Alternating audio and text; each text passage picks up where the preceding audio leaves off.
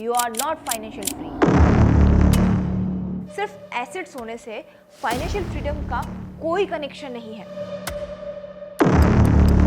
Financial freedom ना कोई luxury नहीं है, एक नेसेसिटी है।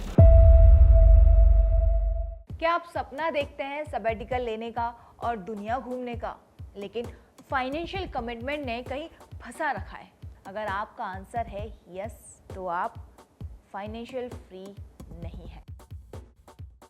क्या आप अपने बच्चों को बेहतर स्कूल में डालना चाहते हैं, लेकिन पैसों की कमी की वजह से हेजिटेट हो रहे हैं? अगर आपका आंसर है यस, तो आप फाइनेंशियल फ्री नहीं है। हर कोई बिजनेस शुरू करना चाहता है, हर किसी के अपने सपने होते हैं, प्लानिंग है, सब कुछ है, लेकिन पैसों की कमी है। अगर आप भी ऐसा फील करते हैं तो आप भी फाइनेंशियल फ्री नहीं है।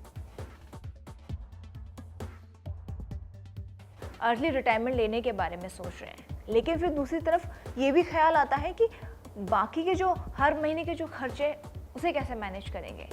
अगर आपके दिमाग में भी ये सारे ख्याल आ रहे हैं तो आप फाइनेंशियली फ्री नहीं हैं। हर किसी को इंडिपेंडेंट होना पसंद है।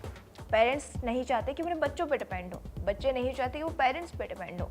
लेकिन हर महीने एक सर्टेन अमाउंट आपके बैंक अकाउंट में क्रेडिट होने के बावजूद भी हम फ्री क्यों नहीं हैं? हम क्यों उन पे डिपेंड हैं? अगर आपके जहन में भी ये सब ख्याल आ रहे हैं या आप हो डिपेंड, तो it means you are not financial free.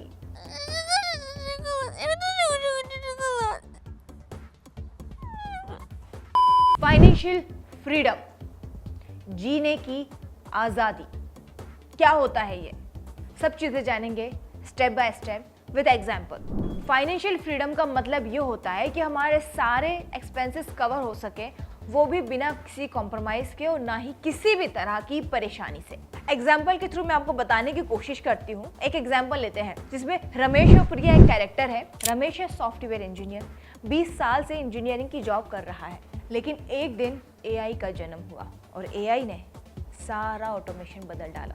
अब रमेश की EMI, children, education, house hold जैसे एक्सपेंसेस का प्रेशर उसके सर पर आ गया और कोई पैसिव इनकम नहीं थी उसके पास। अगर प्रिया की बात करें तो उसने बहुत कम उम्र में ही इन्वेस्टिंग शुरू कर दी, मल्टीपल पैसिव इनकम सोर्स बनाए और 45 की एज तक फाइनेंशियली फ्री हो गई। जब रमेश जॉब ढूंढ रहा था तब प्रिया अपनी फैमिली के साथ दुनिया घूमने की प्लानिंग कर रही थी। इससे क्या लेसन मिलता है? फाइनेंशियल फ्रीडम एक ऑप्शन नहीं बल्कि एक ज़रूरत है। अब ये जान लेते हैं कि why is financial freedom so important. सबसे पहले तो आपको ये समझना होगा कि आपकी अर्निंग की कोई गारंटी नहीं है। बात तो सही है। क्या आप 100 साल तक काम कर सकते हैं? नहीं। जिस इंडस्ट्री में आप काम कर रहे हैं, क्या वो इंडस्ट्री कभी डिस्टर्ब नहीं होगी? हमको नहीं पता। क्या आपको कभी कोई हेल्थ इश्यू नहीं होगा? हमको कुछ नहीं पता। मेरे पूछे गए इन सभी सवालों के जवाब आपके पास है। अबे किधर है बे? एक एग्जाम्पल के थ्रू मैं आपको समझाने की कोशिश करती हूँ। अजय को ड्राइविंग में बहुत अच्छी रेटिंग मिली हुई है, पर सडनली राइड हेलिंग एप्स आए और उसकी सारी इनकम ठप हो गई। वहीं विक्रम ने रेंटल प्रॉपर्टीज में इन्वेस्ट किया और डाइवर्सिफाई इनकम सोर्स रखी। जहां अजय एक तरफ स्ट्रगल कर रहा था, वहीं विक्रम फाइनेंशियल सिक्योर था। आपको समझ आ रहा होगा कि फाइनेंशियली सिक्योर होना कितना इम्पोर्टेंट है। आपको, मुझे या हम सभी को समझना होगा कि एक टाइम के बाद हम काम नहीं कर सकते, पर हमारे खर्चे वही रहेंगे, या फिर यूं कहूं कि हमारे खर्चे बढ़ सकते हैं। अगर जीना है तो पैसिव इनकम बहुत ज़्यादा ज़रूरी है। वो हमारे रिटायरमेंट में हमारा साथ देंगे। अभी डिपेंड आप पर करता है कि आप रिटायरमेंट कब लेना चाहते हैं। अब इसको भी एक एग्जाम्पल के थ्रू समझते हैं, जिसमें हम एग्जाम्पल में लेंगे शांता और सुरेश। शांता सिर्फ सेविंग्स पर डिपेंड थी, लेकिन इन्फ्लेशन ने उसकी सेविंग्स की वैल्यू रिड्यूस कर दी, जिससे उसे अपने बच्चों पर डिपेंड होना पड़ा। वहीं सुरेश ने स्टॉक्स में और रेंटल इनकम पर ज़्यादा फोकस किया, तो रिजल्ट में क्या रहा? सुरेश फाइनेंशियली सिक्योर रहा। एक बात बहुत ज़रूरी है हम सभी को जानना कि आपके बच्चे हो या आपके पेरेंट्स, हमें इंडिपेंडेंट होना बहुत ज़्यादा ज़रूरी है, फाइनेंशियली सिक्योर होना बहुत ज़्यादा ज़रूरी है। अगर आप वृद्ध अवस्था में है तो बच्चे पे डिपेंड होना भी एक उन पर प्रेशर देना है। तो फाइनेंशियल सिक्योरिटी आपके हाथ में है। अब ऐसा कुछ लोग सोचेंगे कि नहीं, पेरेंट्स तो हमारी रिस्पॉन्सिबिलिटी होती है, या पेरेंट्स सोचेंगे कि बच्चे हमारी रिस्पॉन्सिबिलिटी है, हमें उनका टेक केयर करना है। लेकिन एक बात समझने वाली है, भले ही आपके बच्चे या आपके पेरेंट्स आपसे कुछ ना कहें, लेकिन उनकी भी एक फाइनेंशियल रिस्पॉन्सिबिलिटी है जिसे उन्हें भी फुलफिल करना है। आपको अपनी इज्जत और फ्रीडम दोनों को मेंटेन करना बहुत ज़रूरी है। अब मैं आपको अपने पास का एग्जाम्पल दूंगी। वहाँ पे 2 एग्जाम्पल हैं, एक गोविंद नाम से और एक मीरा नाम से। अब मैं आप दोनों का एग्जाम्पल के थ्रू आपको बताऊंगी। अब आप समझना कि क्या सही है और क्या गलत है। तो क्या था, गोविंद अपने बेटे पर फाइनेंशियली डिपेंड रहने लगा, पर उसका बेटा अपनी फैमिली के एक्सपेंसेस से ऑलरेडी प्रेशर में था और टेंशन बढ़ गई। अब मीरा की बात करें तो मीरा ने इन्वेस्टमेंट से स्टेडी इनकम क्रिएट की और वो कभी भी किसी पर डिपेंड नहीं हुई। और हमारी तरफ तो आज भी मीरा के एग्जाम्पल दिए जा रहे हैं। लेकिन हाँ, इन सब के बीच एक चीज़ जानना बहुत ज़्यादा ज़रूरी है। कुछ लोग बोलते हैं कि नहीं, हमारी तो नेटवर्थ अच्छी है, फाइनेंशियली हम इंडिपेंडेंट है। लेकिन मैं आपको एक चीज़ बता दूं कि नेटवर्थ और फाइनेंशियली फ्रीडम, इन दोनों में बहुत बड़ा फ़र्क है। सिर्फ एसेट्स होने से फाइनेंशियल फ्रीडम का कोई कनेक्शन नहीं है।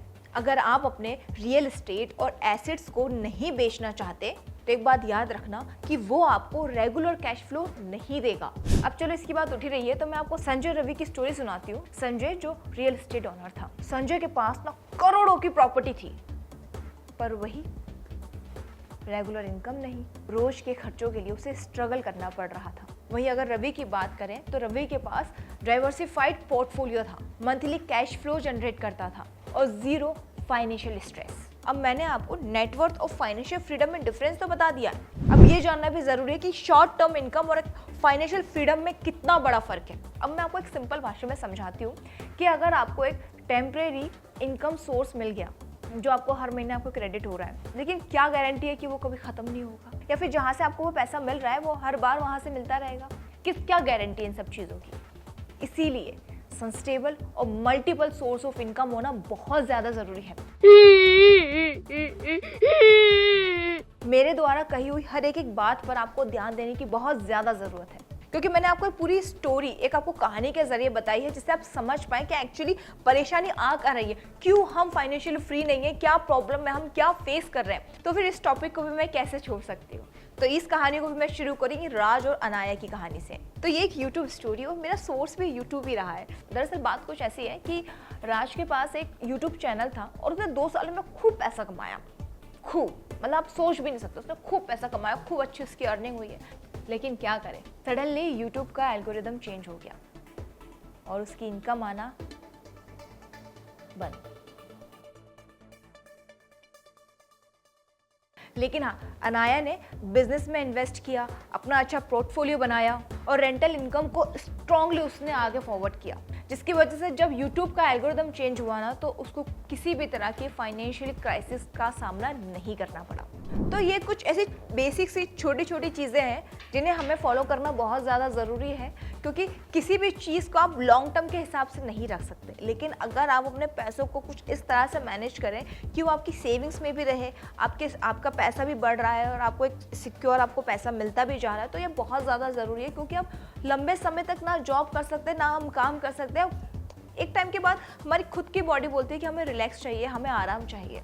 इन्फ्लेशन और इकोनॉमी डाउनटर्न हम सब की सिक्योरिटी खत्म कर सकते हैं। इन्फ्लेशन आपकी सेविंग्स की वैल्यू कम कर देता है। इकोनॉमिक क्राइसिस में जॉब और इनकम के सोर्स पर रिस्क होता है और उस समय बहुत टेंशन होती है। एक बहुत सिंपल सा एग्जांपल के थ्रू मैं आपको समझाऊंगी, शायद आप इसको रिलेट भी कर पाएंगे। जैसा कि मैंने आपको स्टार्टिंग में ही बताया कि कोरोना काल की जब मैंने बात की तो कहीं ना कहीं लोग उस चीज़ को रिलेट कर पा रहे हैं। तो ऐसी ही एक कहानी है दीपा और अरविंद की, जिसमें एक ने फिक्स डिपॉजिट किया है तो एक ने इन्वेस्टमेंट। दीपा ने सिर्फ फिक्स डिपॉजिट में पैसा रखा और सोचा कि फ्यूचर सिक्योर है, लेकिन इन्फ्लेशन ने उसकी वैल्यू खत्म कर दी।